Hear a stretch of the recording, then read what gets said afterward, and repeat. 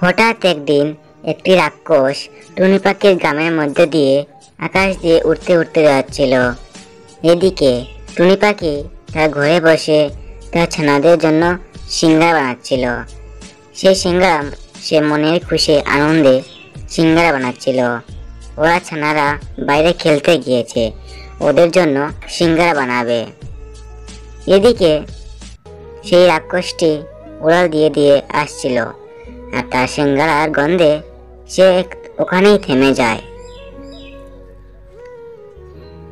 ওখানে থেমে যাওয়ার পরে সে ভাবতে থাকে, এটা তো টুনির গয়না, এত সুন্দর গন্ধ, যাই আমি তার টিঙ্কু সেজে তার ঘরে যাই। এই বলে সে টিঙ্কুর রূপ ধারণ করে তার ঘরে চলে যায় এবং ঘরে গিয়ে তার মাকে বলতে থাকে, মা সিঙ্গারা দাও। ওর মা সিঙ্গারা রেডি করে নেয় এবং সেই ভয়ানক রাক্ষসটি ধীরে ধীরে সব সিঙ্গারা খেতে লাগে। এই দেখে টুনি অবাক হয়ে যায়, বলতে থাকে, তুমি কে? তখন সেই ভয়ানক রাক্ষসটি তার নিজের রূপে ধারণ করে এবং টুনিকে মেরে দেয়।